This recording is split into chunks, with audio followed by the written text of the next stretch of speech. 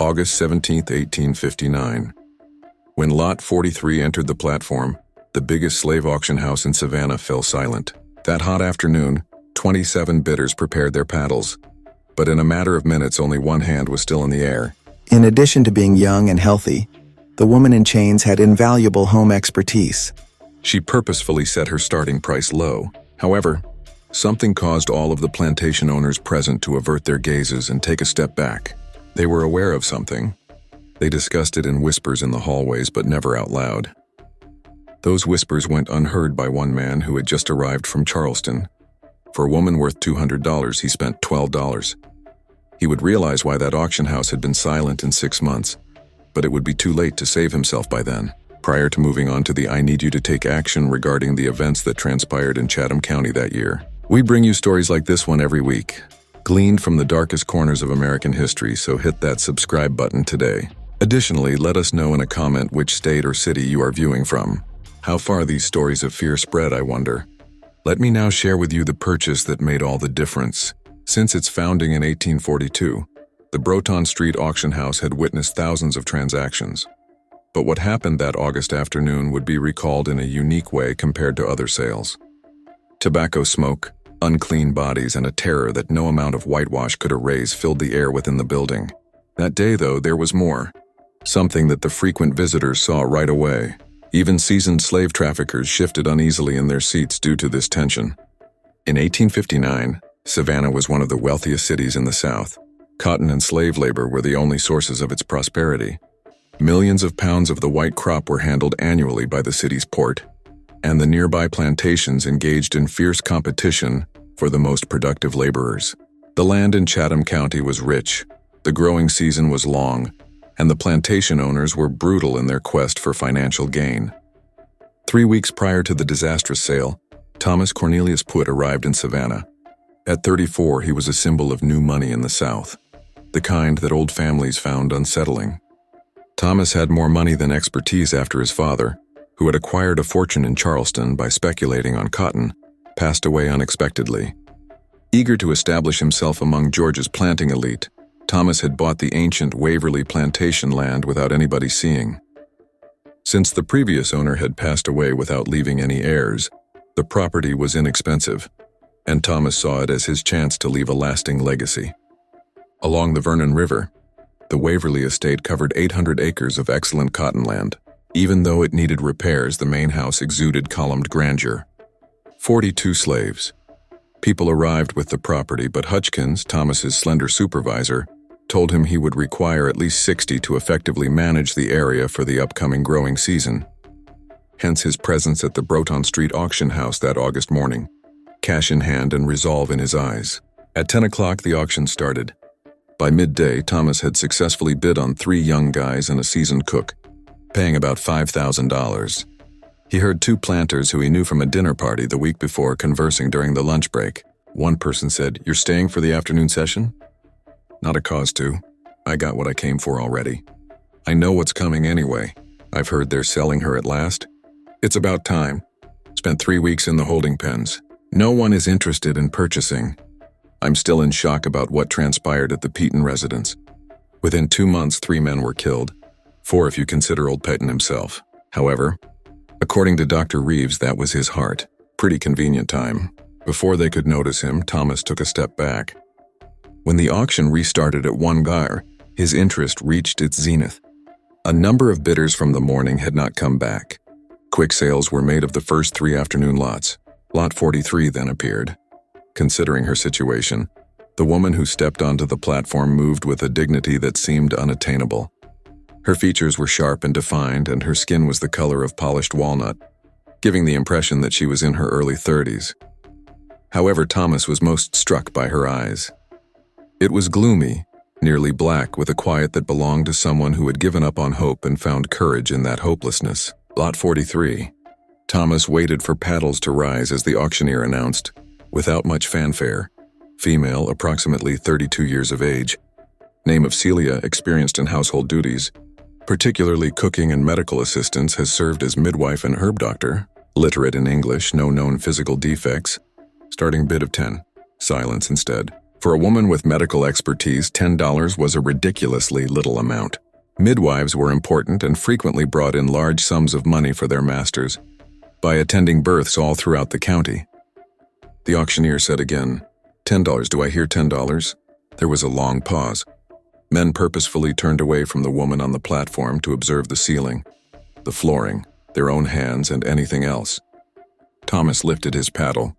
$10 to the man in the blue coat, the auctioneer remarked hastily, clearly relieved. Do I hear 12? Nothing. The room stayed frozen.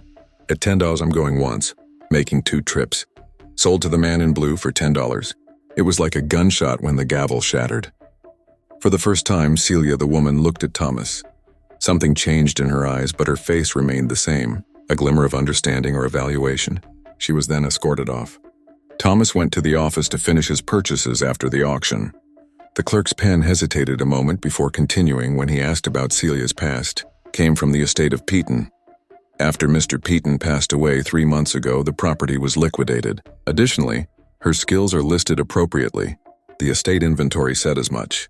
The fact that no one else bid seems odd. For a moment, the clear looked up. It's not for me to ask what buyers do or do not. You have 6,710 in total. Music. The drive down the river road to Waverly took a little more than an hour. The main home appeared as they got closer. White paint is fading in certain areas of this 2-story building, with 6 columns spanning the front portico. The quarters, 2 lengthy buildings, and the tidy rows of cotton fields that stretched toward the Treine were all beyond. Hutchkins arranged the newcomers when they got there. Field gangs would recruit the men. The kitchen in the main home would be taken over by the cook. However, Hutchkins appeared unsure about Celia. Mr. Pwitt, where do you want this one? Thomas thought. She is trained in medicine. She will serve as our midwife. Set her up close to the quarters in the old overseer's cottage. Hutchkins gave a slow nod. Indeed, sir. However, we already have elderly patients who take care of these things. Celia can then help her. It's preferable to have 2 pairs of hands. As Thomas was about to inquire as to why Hutchkins was reluctant, a servant came up and told him that Josiah Crenshaw had come to honor the new owner. The name was familiar to Thomas from the talk outside the auction house. Crenshaw, a heavy-set man in his late 50s, waited on the front portico in casual elegance. Crenshaw changed the subject after they had exchanged pleasantries over bourbon. I saw that you bought a few things today. Excellent choices. However, it seems like you missed some of the discussion about one specific acquisition. Thomas caught his gaze. For $10, you're talking about Celia. Did you wonder why there were no bidders? I had the thought. Carefully, Crenshaw put down his drink. She was a native of the Peaton estate. 3 months ago, Harold Peaton passed away, healthy until he wasn't. When his nephew inherited, he sold everything right away since he couldn't leave quickly enough. He hesitated. On its own, Peaton's passing wouldn't have drawn attention. However, it was preceded by what preceded it. After 2 years, his supervisor, Kelly, passed away from brain fever, raving for weeks. Prior to it, Marcus, Peaton's driver, was discovered dead with a broken neck in the stables. Kicked by a horse, they said. Marcus, however, was an expert in horses. Prior to it, Peaton's doctor, Dr. Simon Vance, passed away from what appeared to be influenza-related symptoms. Thomas absorbed this. You're implying a connection between these deaths. Within 2 months, 4 men connected to the Peaton home passed away, and that woman was the only thing they had in common. She had access to the kitchen, the main house, and the sick rooms, and she made teas, tonics, and medications. Crenshaw had good reason to lean forward. Why? The daughter of Celia fell unwell about 6 months ago. Pneumonia, they thought. She was seen by Dr. Vance. 3 days later, the girl passed away. According to Celia, the doctor killed her daughter due to incompetence, mistreated her, and was intoxicated. She accused loudly. Marcus, Kelly, and Peaton came next. It might just be a coincidence. Perhaps. However, that woman knows more about plants and herbs than most people do. She has nothing left to lose and is aware of what kills and what cures. He got up to go. Mr. Pwitt, I came out of courtesy. It is up to you what you do with the data. However, if I were you, I would either sell that woman right away or place her in the fields where she would be unable to get food or drink from anyone. Thomas went to the overseer's cottage that night, where Celia had been kept.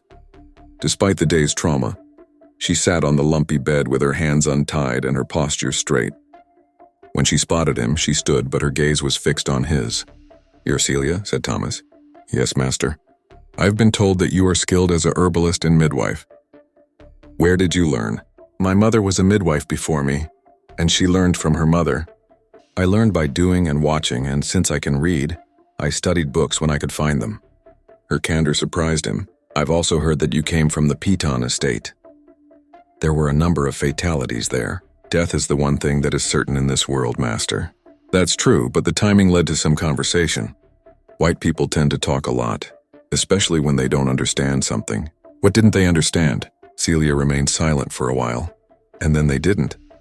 The statement could have been philosophical or threatening, but Thomas chose to bluntly ask, "Did you kill them?" She gave a slight, cold smile.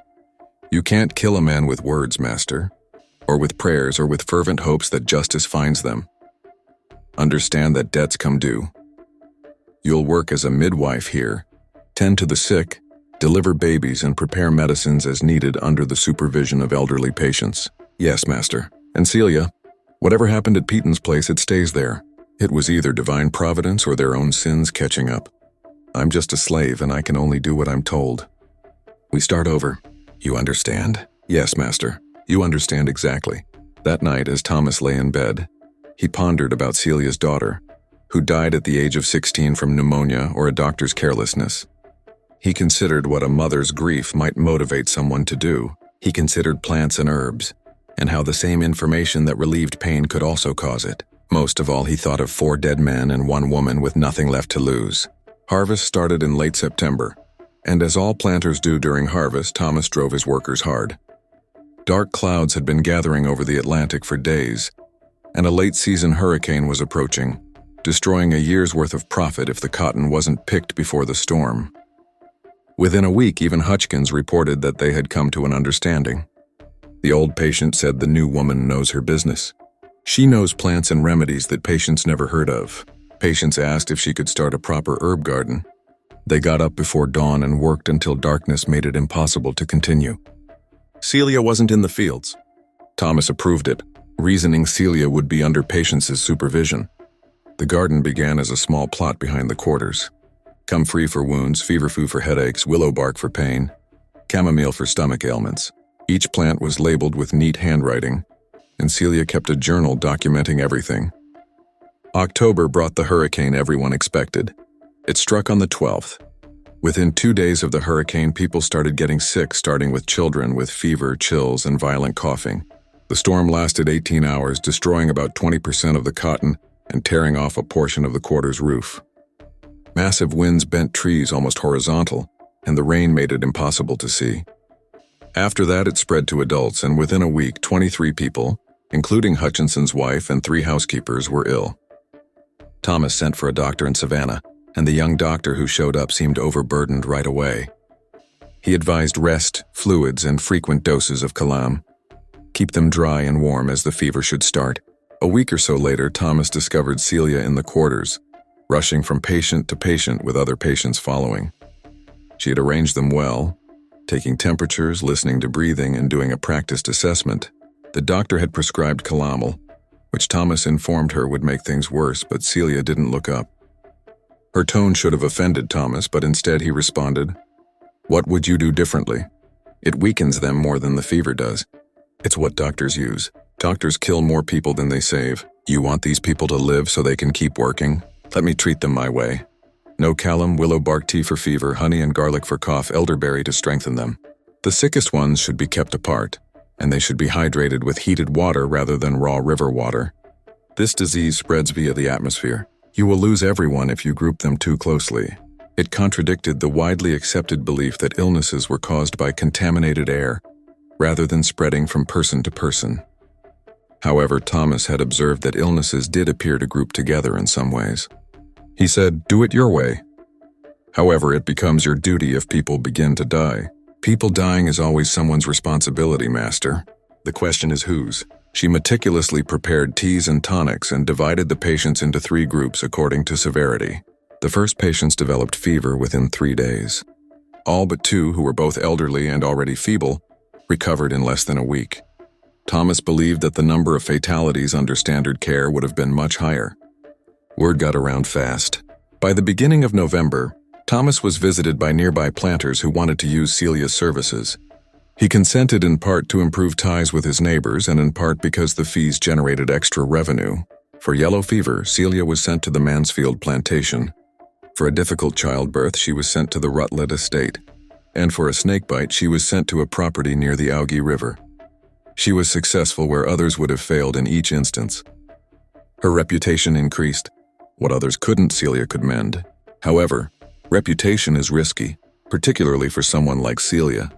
The Peaton estate started to be remembered. They pondered whether someone with such extensive knowledge of healing may also be aware of the reverse. Despite hearing these murmurs, Thomas chose to ignore them. Celia had been efficient and professional since coming. She had made him money and rescued his employees. It didn't matter what had transpired at Petton's. Fields were covered in frost in the mornings due to the unusually chilly temperatures in December. Despite hurricane damage, the cotton harvest was finished, and Thomas had received a fair price for his crop. Feeling that he had made it through his first year without any big setbacks, he started to unwind. That's when the first sign came up. One Tuesday morning, Hutchkins arrived at the main house with trembling hands and a pale face. "You must immediately come to the quarters, Mr. Pruitt." Near the north end of the quarter, a crowd had formed. When Thomas got close, they split, exposing a sign drawn in what seemed like dark red clay or blood on the wall. The intricate symbol consisted of a circle with lines extending outward and smaller circles at particular points. A handprint with wide, adult-sized fingers was in the middle. Thomas insisted, "What is this?" Daniel, an elderly man, came forward. "Master, it's a warning sign, African mysticism that predates the birth of any of us. My grandma was aware of these things. Said they were dangerous, that they called on powers that didn't forget and didn't forgive. This was done by whom?" Silence. "Don't know, Master, but signs like that usually mean someone's working roots, calling on the old ways. And when someone works roots, bad things follow," Daniel said carefully. Thomas ordered the symbol to be washed away and said that anyone caught painting such things would face severe punishment. But the damage had already been done. Waverly was filled with fear. 3 days later, Hutchkins' prized hunting dog was discovered dead close to the well, with dried saliva foaming in its mouth and its body rigid. That morning the dog had been in good health. Hutchkins said bluntly, "Poison. Something that acts quickly." Samuel, a field worker, became unwell a week before Christmas. He reported experiencing increasingly severe stomach discomfort. By nighttime, his body was convulsing and he was vomiting a lot. Celia was called, but her face darkened as she inspected him. "It's not a natural disease. He has been poisoned." Thomas's stomach dropped. "Poisoned? How?" "The symptoms are consistent with a number of plant poisons. But it is impossible to say without knowing what he consumed. It is impossible to say without knowing what he consumed." She gave Thomas a look. What poisoned him is not the question. Who handed it to him is the question. 3 hours later, Samuel passed away from seizures. Everyone saw a portion of the terrible death that occurred. The escalating worry now erupted into a near frenzy. Thomas ordered an investigation, questioning everyone near Samuel that day. The outcomes were incredibly inconclusive. Samuel had eaten from the community part, drunk from the well. He had no recognized adversaries. Nobody seemed to want him dead for any obvious reason. Samuel wasn't the intended target. Unless someone was just rehearsing, trying techniques, or getting ready for something bigger, Thomas reasoned with increasing dread. Thomas had trouble sleeping that night. He listened while he laid in bed. Wondering what was going on in his estate, he went to every waterway. Someone knew about poisons. It was being used. Thomas also found himself thinking about the Peaton farm and those 4 dead men again, despite his earlier assurance. Waverly had a quiet Christmas. Samuel's passing had thrown everything into disarray, despite Thomas's plans to provide the enslaved workers with extra meals and 3 days off. People were eager to get back to the quarters where they felt safer in numbers, so they accepted their gifts with quiet gratitude and avoided making eye contact. Thomas heard a disturbance coming from the quarters on the evening of Christmas. Reaching for his revolver, he dashed out into the chilly December night. Near the well, a group of people had gathered, their faces lit by torches. Ruth, a young woman, was restrained by 2 men at the center. She was yelling at them, yelling nonsensical words, and her eyes broad and ill-focused. Thomas shouted, "What's happening?" Hutchkins forced his way through the throng. "Sir?" She attempted to plunge herself into the well.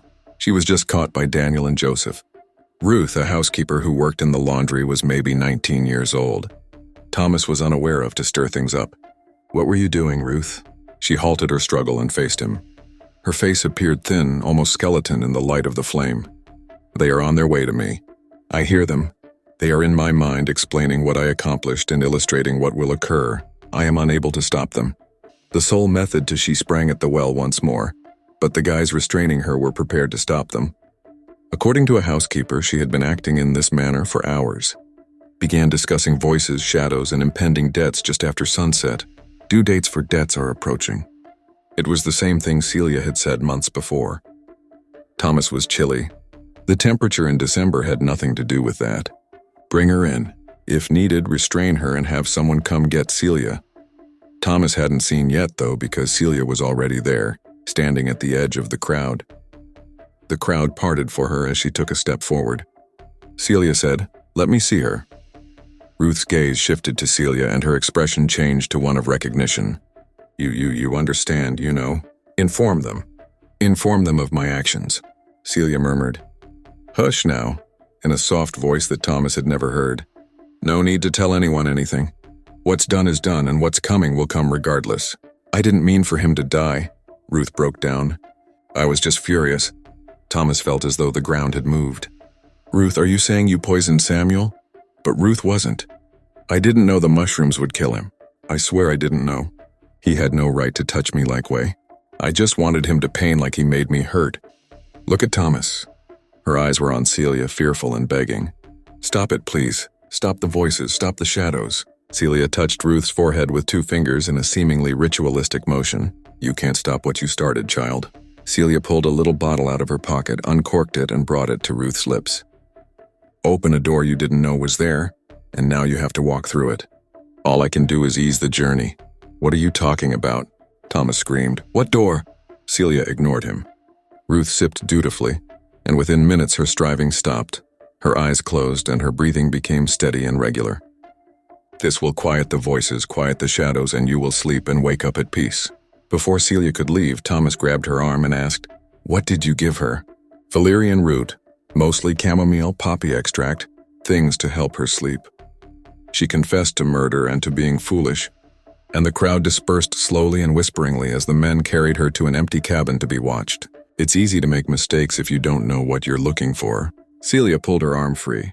Now she's consumed with guilt, seeing things that aren't there and hearing voices that aren't there. She got some mushrooms that she thought would make him sick, teach him a lesson. Celia steadily met his gaze. "I know about guilt, Master. I know about what it does to people, how it twists them up inside until they can't tell what's real and what's not.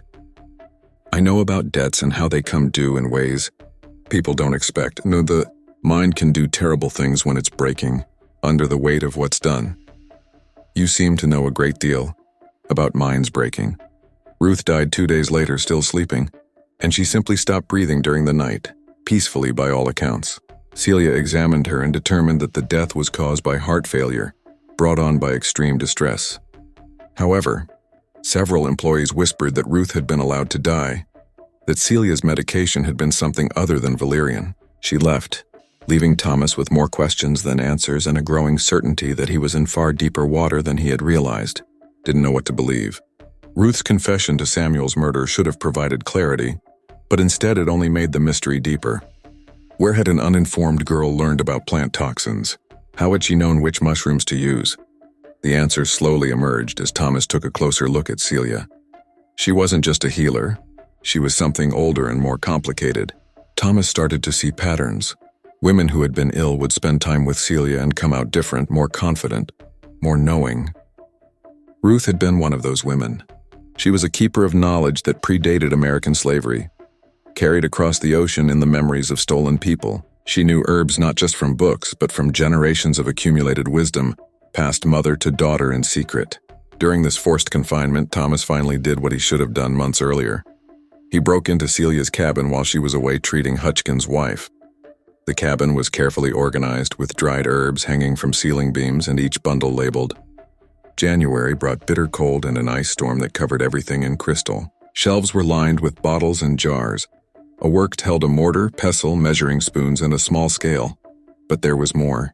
Thomas discovered a wooden box wrapped in cloth beneath the bed, which contained notebooks with pages covered in Celia's writing, mostly medical notes, but with other entries written in a different tone scattered throughout. The power to heal is the power to choose who lives. They don't realize this. They believe they own my body, but knowledge is not something that can be owned. It can only be shared or withheld. I share it with those who deserve it, and I withhold it from those who don't. Dated October 15th, 23 sick, 21 saved. Justice will be served when the scales balance. Thomas's hands trembled as he turned pages, discovering more entries in the same vein. Celia was keeping a ledger of moral debts. This is the only power I possess, and I use it carefully. Every life saved is a debt in my favor. Every death avoided is a weight on the scales. Another entry from December 20th states that she was making decisions about who should and shouldn't be healed. The girl approached me in tears, told me what the man had done to her, and said she wanted him to hurt her. I gave her the information I give to everyone who asks and deserves it, but it's not my place to judge what she does with it. She makes her own decisions and faces her own consequences. It is mercy, even though she isn't aware of it yet. Thomas carefully closed the notebook, his mind racing, but I also gave her something else. Guilt. I planted it deep with careful words. Guilt is slower than poison, but just as deadly. It eats from the inside, destroys the spirit before the body fails. She won't live long. He searched further and discovered, wrapped in oilcloth at the bottom of the box, a single sheet of yellowed paper covered in different handwriting. My daughter, if you are reading this, I am gone and you carry our knowledge alone. Remember what I taught you. Celia had not poisoned Samuel directly, but she had taught Ruth how, knowing what the girl intended, and then she had used psychological manipulation disguised as spiritual counsel to drive Ruth to madness and death. The plants are just that, plants. We decide how to use them. When the balance is in our favor, we use them to heal. When justice demands it, we use them to harm. But we must always keep the ledger.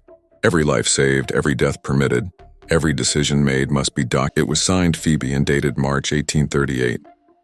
Celia's mother, the woman who had taught her daughter not only healing, but also a philosophy of selective mercy and calculated revenge.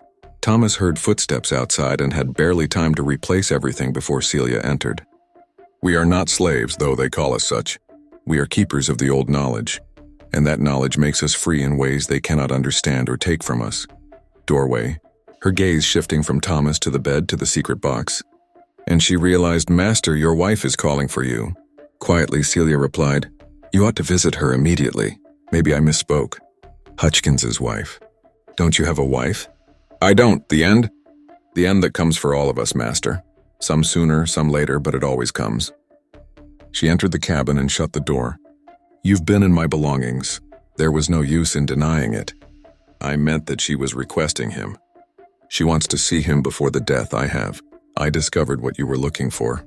I found records, journals, and a letter from your mother. I know what you've been up to. Celia sat on the bed, shifting with fatigue, and her voice was clear yet quiet. My daughter, Sarah, was 17 years old on this day. She looked at Thomas with tears in her eyes for the first time after she contracted pneumonia.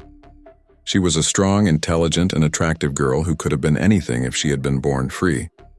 Dr. Vance arrived to visit her. He was intoxicated, and I could smell and see it in his eyes, but he was white and educated, and I was only a slave woman, so my opinion was meaningless. I told him it was wrong, and he had me whipped for defying him. Her hands clenched into fists, and I watched my daughter slowly die over the course of 3 days, as the calomel poisoned her, and the bloodletting drained her last remaining strength. She died in agony, wailing for me, and I'm sorry, Thomas responded sincerely. But sorry doesn't balance the scales. Master. They had chained me up in the barn to teach me respect for white medicine, so they couldn't help. Saying sorry won't make her return or atone for the vanity and carelessness of the man who killed her. Dr. Vance passed away from what appeared to be influenza-related problems. But it wasn't, so I did what I had to do. I'm not sorry for any of it. They deserved what they got. It was foxglove, carefully given over weeks in doses small enough to mimic heart problems. Marcus died because he helped hold me down for the whipping. Kelly died because he laughed while they beat me. And Peyton died because he owned us all, because he set up the system that allowed my daughter to die, while I stood helplessly, facing Thomas. The scales balance, Master. That's all I'm trying to do. And if that makes me a killer in your eyes, then so be it. However, I'm also the woman who saved 21 lives during the epidemic, and who has given birth to 37 kids in the last year, losing only 2. Celia was caught between terror and adoration. She had saved many lives, yet she had also committed cold-blooded murder. Was she a healer or a monster? What about Ruth? Ruth sought my assistance, and I provided her with information. Celia, Hutchins's wife, had a neutral expression. Everyone dies, Master. The question is when, how, and whether they deserve their fate. I gave her peace. Master gave her a way out that was gentler than what she would have suffered otherwise. She made her own decisions. But I also saw in her what I've seen in others who take a life. The guilt that follows. The way it eats at the mind. Thomas felt his stomach plummet. No, he's not a horrible man. He's just following orders. She hesitated. Before coming here, Hutchins was supervisor at Petton's house. He oversaw my whipping and handled the rope himself. You didn't know that, did you? So yes, his wife will die. Not quickly, not obviously, but inevitably. Call it murder if you want, but I call it justice. The cabin seemed darker, but the candle burned just as brightly. My daughter died while I was hanging in that barn, and he's part of that chain. That depends on you, Master. You can try to stop me, but you have no proof other than notebooks that could be interpreted as philosophical musings. And if he moved against her, who would care for Waverly's sick? What happens now? Thomas asked. Won't succeed. Too many people rely on me, trust me. If you move against me, there will be a rebellion. Alternatively, you can ignore me and let the balance of power work itself, allowing your employees to be healthier and your profits to increase. The only things that will be lost are your conscience and the lives of a few men, who most likely deserve what they get. And if I'm one of those men, Celia thought, tilting her head. Are you guilty, Master? Have you caused harm to an unworthy person? Killed someone by being careless or mean? Because you have nothing to be afraid of from me if you haven't? I don't punish innocent people. All I do is keep the scales balanced. Thomas reflected on how he had treated his property. Celia said softly, The Waverly Plantation came to you from the previous owner. Did you ever wonder how he died? Thomas's mouth dried up. Natural causes. He was decent, but he was still a master, still participating in a system built on human bondage. Did you ever wonder how he died? Celia asked. I had nothing to do with it. I wasn't here yet, but I knew where I would end up when Peaton's estate was liquidated. Word spreads more quickly among slaves than among masters, and I knew that Waverly was going to be sold to a new owner from Charleston. I also knew that you were young, inexperienced, and ambitious. She moved closer, and I realized you would need a good healer, so I made sure no one else bid on me, told the other slaves what had happened at Petton's, and let them tell their masters about it. I made myself look dangerous, cursed, and unlucky, and I also made it seem like you, who had no idea, would buy me cheaply and bring me here so I could work. Heal, teach, and yes, we all have our weapons, Master. Mine are just less visible. Thomas noticed that he was shaking, but he couldn't say whether it was from fear or anger. You have been manipulating me from the start. I use the tools at my disposal. Just as you use whips, chains, and bills of sale to control us. You could try to sell me now, but who would buy me? Everyone from here to Mobile has heard the stories. And if you sold me, who would take care of your sick? Who would give birth to your children? How many people would perish before you found someone half as talented? She smiled coldly. The truth hit Thomas like a physical blow. Celia had made herself indispensable, and in doing so secured a kind of freedom no legal document could provide. She couldn't be sold because she was too valuable. I've made myself necessary, Master. That's the real power, not the ability to kill, but the ability to save. People will forgive almost anything from someone who can save lives. So what do you want from me? Thomas finally asked. Nothing you aren't already giving me. She couldn't be punished because too many people relied on her.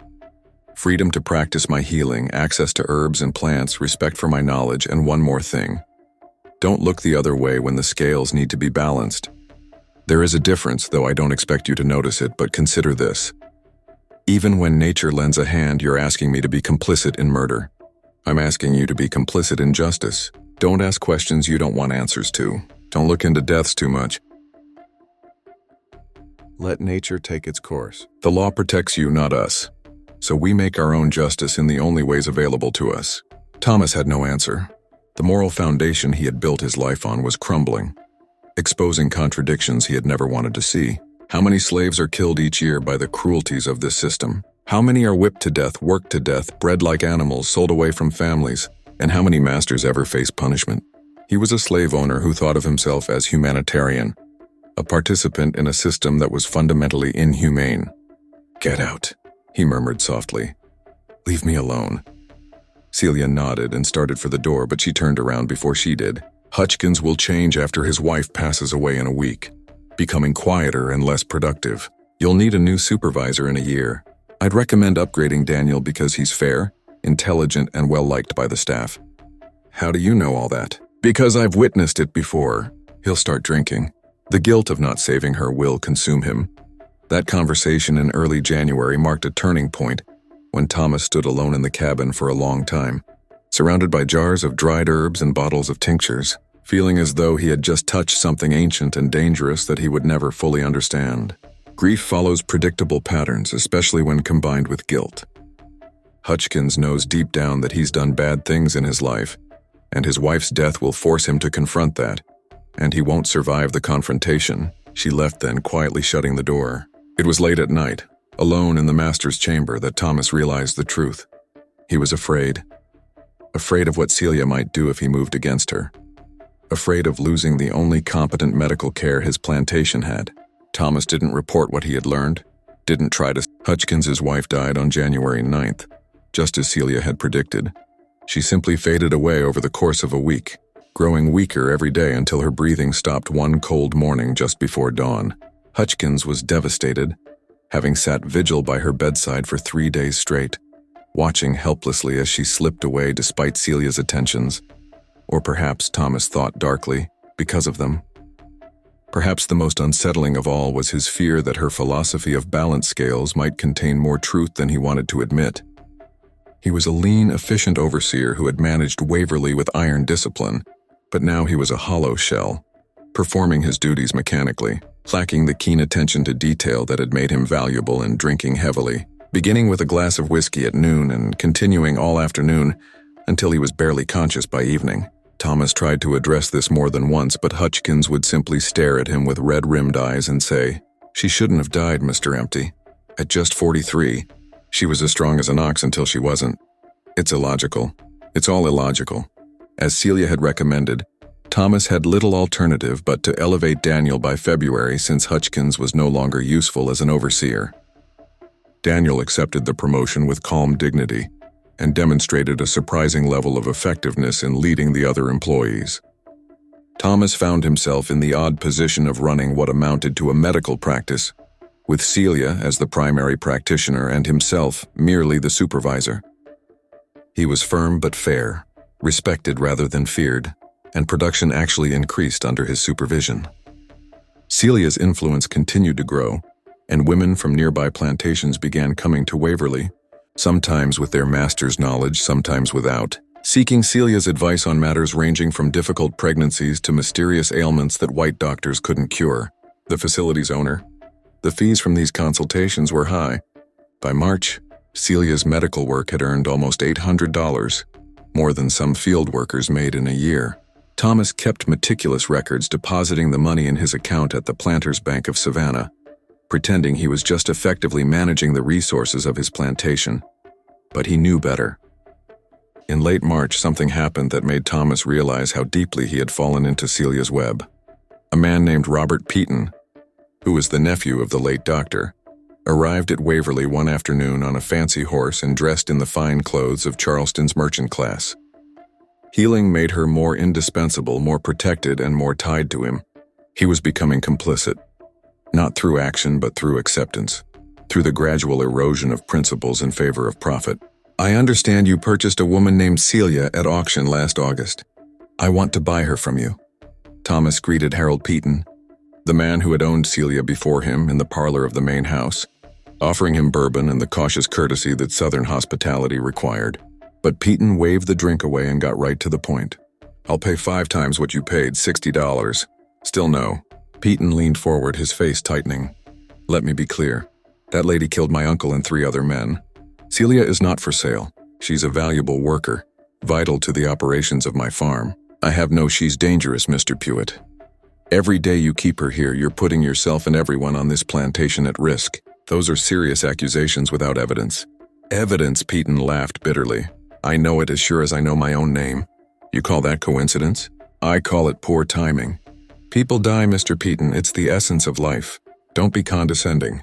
His supervisor, his driver, and his personal physician all died within weeks of one another, months after that woman's daughter passed away. A girl named Ruth threw herself down a well or attempted to do so just before Christmas. I am aware of the field worker who died of poisoning in December. I am aware of the outbreak that occurred here last October, how she saved the majority of the 23 people who became ill, and I am aware that Hutchins's wife passed away last month. Peaton's voice trailed off. Do you see a pattern yet? Thomas felt a chill run down his spine. The deaths did form a pattern when laid out like that, but he maintained his composure. Celia saved 21 lives during that outbreak, delivered dozens of healthy babies, and is the best doctor in Chatham County. I'm not selling her to appease someone you blame for your uncle's death. You're a fool. Peaton sprang up suddenly. My uncle was also a fool, believing he could manipulate her and use her abilities while ignoring the danger. He's dead now, his overseer is dead, and everyone in his immediate vicinity is dead. How long do you think it will be until she decides you're next on her list? Thank you for your concern, but there's no changing my answer. Celia stays at Waverly. Peaton looked at him for a long time, then slowly shook his head. Don't say you weren't warned.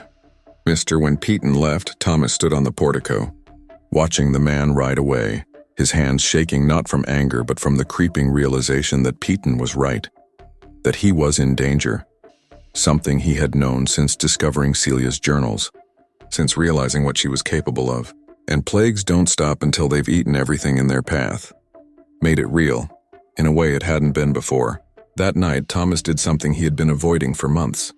He methodically went through his plantation records, recording every death and illness since Celia's arrival. The pattern Peaton had described became even more obvious when it was put in writing. Ruth was driven to madness and death after confessing to Samuel's murder, and Celia was present when she had a breakdown. Celia had been treating Hutchins's wife's wasting disease for months, always keeping her alive long enough to cause Hutchins the most suffering. Other people Thomas hadn't thought of were a house servant who broke her neck after falling down the main house stairs in January, and an elderly field hand who died in his sleep in November. Natural causes, everyone said. But the man had been in perfect health the day before. 5 deaths in 6 months, perhaps more if Thomas broadened his search to include less obvious cases. But balanced against that were the 21 lives saved during the outbreak, the 37 successful births, and the innumerable minor ailments treated and cured.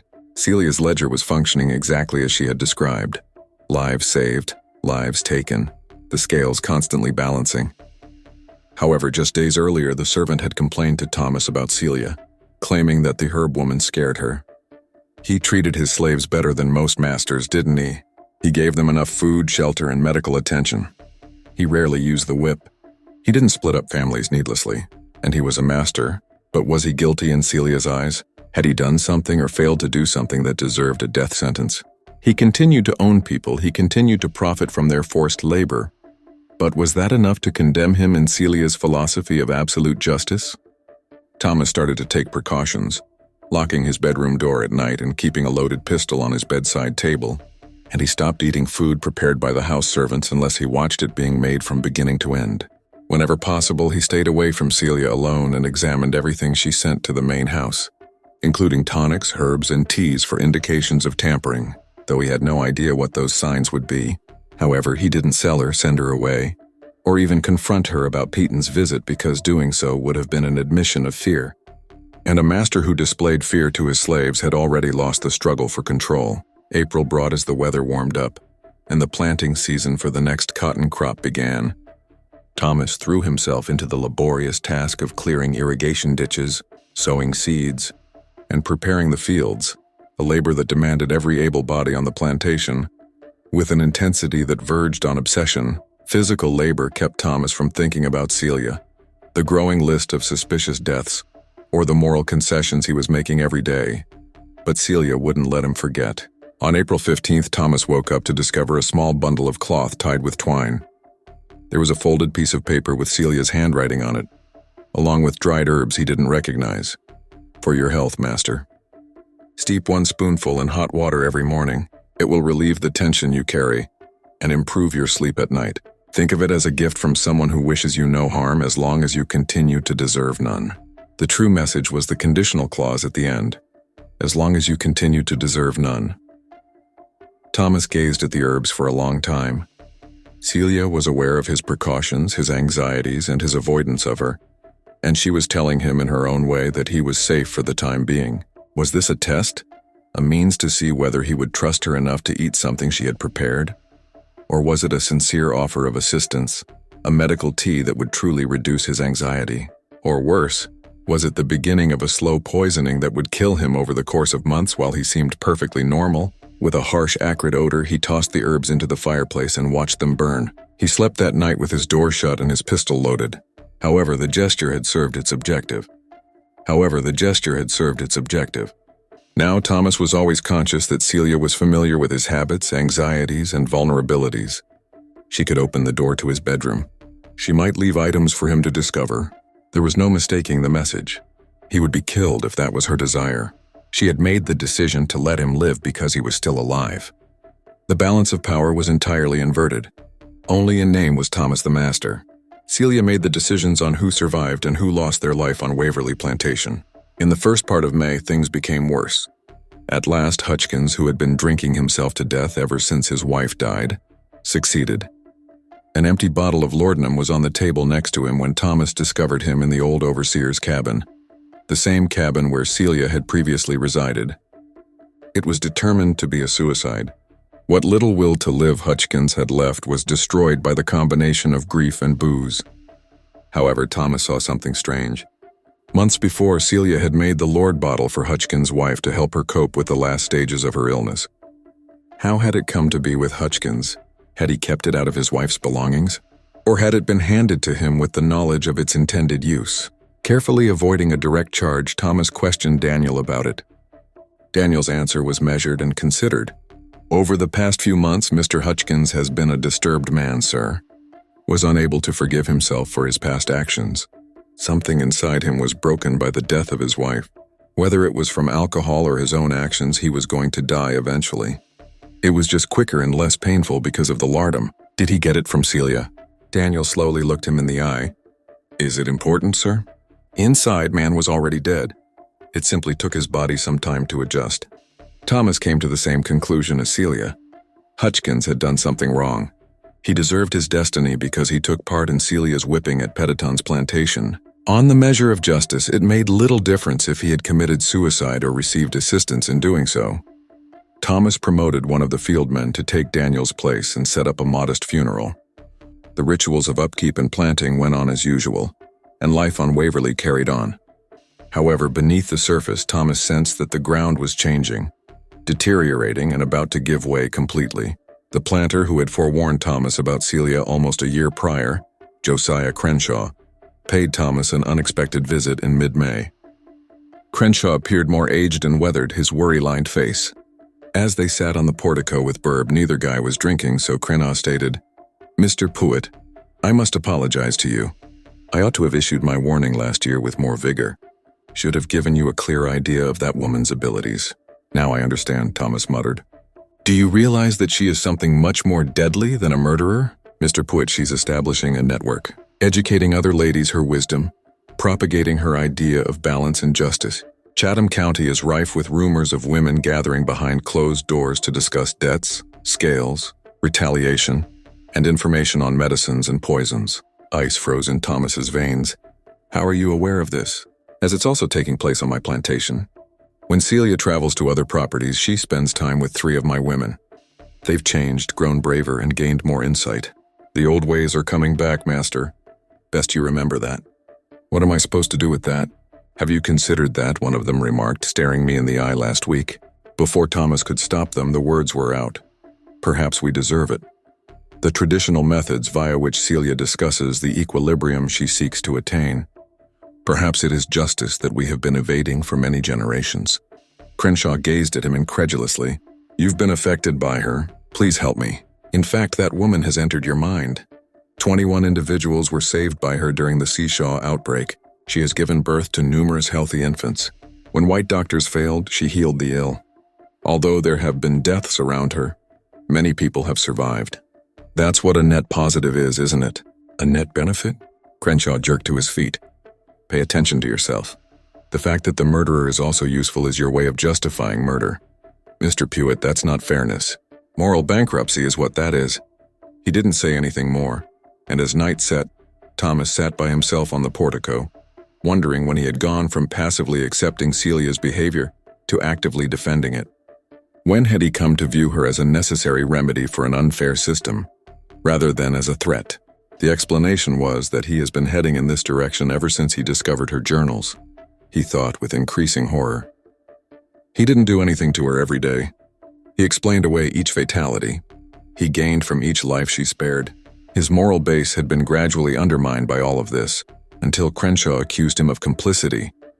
When June finally arrived, the heat and humidity were so intense that it seemed like drowning to breathe. Although the cotton plants were doing well, the weather also brought heat, discontent, fever, and illness. Fatigue. Celia worked non-stop, seeing patients one after the other. Now she had dozens of medical plants in her herb garden. Perhaps for the first time, Thomas was able to fully appreciate her intricacy as he saw her work. Yes, she was a killer, but she also had true compassion for the individuals she helped. Despite its awful ramifications, she was a philosopher with a logical moral code. She taught, imparting knowledge that would endure beyond slavery and before it. In a society when people like her had no legal options, she was a force for justice. At last, Thomas acknowledged to himself that she was the most amazing person he had ever encountered. He should have been more frightened by the realization. Celia went to the main home on June 23rd and asked to have a private conversation with Thomas. She had never called such a meeting before, since their altercation 6 months prior in her cabin. The late afternoon sun was shining through the windows as they sat in the study with the door closed. With her hands clasped in her lap, Celia appeared calm despite her weariness. "Master, I need you to pay attention and not interrupt me while I tell you something. Are you able to do that?" Thomas gave a nod. "Tomorrow a man is coming here. Lel Benjamin is his name. On the Ogeechee River he runs a rice plantation. He might be familiar to you from the auction where you purchased me. He was among the men who declined to place a bid." Yes, Thomas did recall. Outside the auction house, Lel and Crenshaw had been debating Celia's reputation. Due to the illness of his daughter, Lel is coming here. She is 17 years old, just like Sarah. Lel is desperate enough to get over his dread of me, and the local doctor is unable to assist her. He'll beg you to allow me to pamper her. Will you too? Celia's face was unintelligible. What determines that? Depending on whether the scales require it. You know, the day they whipped me, Benjamin L. was at Peaton's plantation. He was there on business, but he wasn't actively involved. In that barn he witnessed them tying me up. He remained silent when he witnessed my daughter's death in the house. Didn't do anything. Simply averting your gaze was preferable to being embroiled in another man's affairs. Thomas's chest constricted. You will let his daughter to perish then? I'll show him what it's like to see your child suffer while someone who could help decides not to. Knowing that Sarah was dying and that I couldn't get to her in that barn, I'm going to give him the same feelings. Celia's tone stayed steady, even soft. I'll make a decision after he has experienced that pain, after he has pleaded, begged, and promised anything if only I can save her. I might be able to heal her. I might not. Which is correct will be determined by the scales. That is terrible, is it?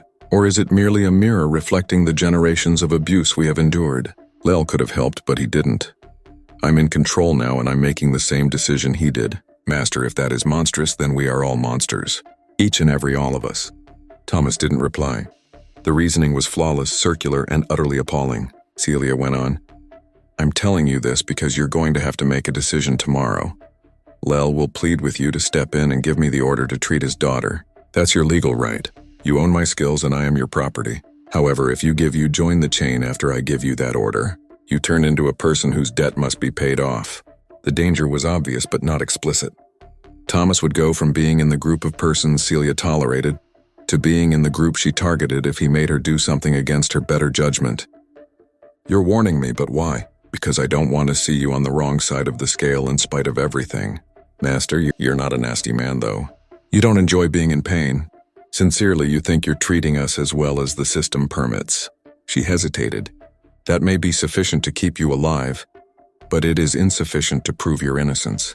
She got up to go, then took one more look back. Keep this in mind tomorrow when Lel arrives. I'm not requesting your consent. I'm requesting that you not draw any conclusions. There is a distinction. Thomas didn't sleep that night. His thoughts were racing through scenarios as he paced his bedroom weapon on the table. Could he prevent Celia from carrying out her planned retaliation? Yes, legally.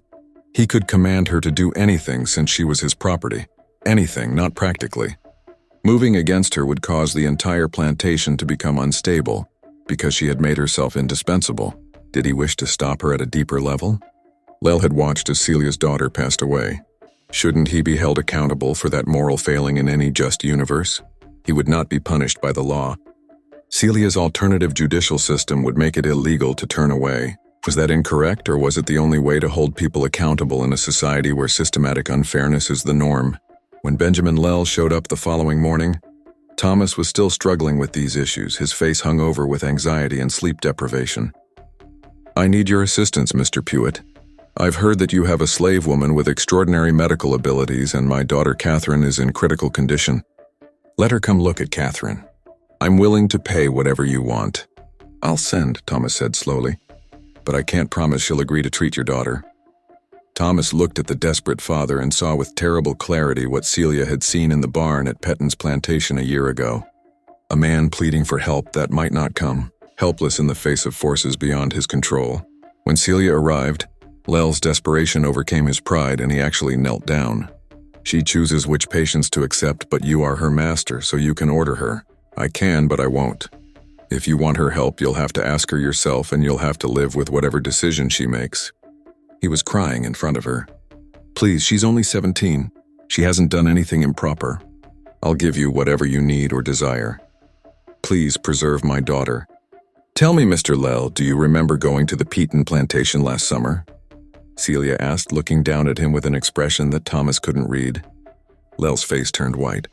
"Yes, I was there for work. What did you see in the barn, do you recall? Please, do you remember?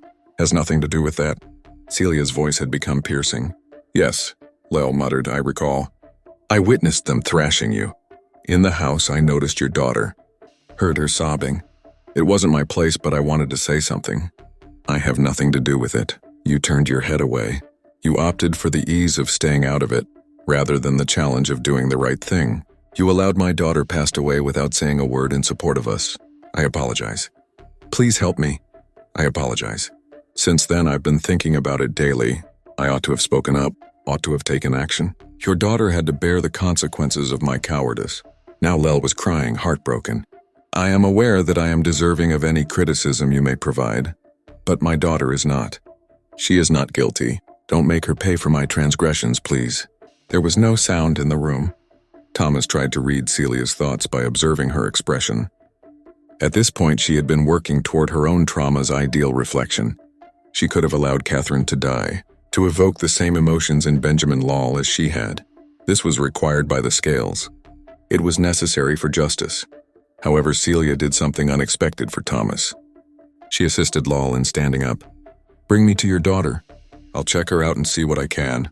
Lel's face changed from one of despair to one of startled hope. "You will assist her? I'm a healer, Mr. Lel, I do that. But be aware of this. The debt isn't canceled.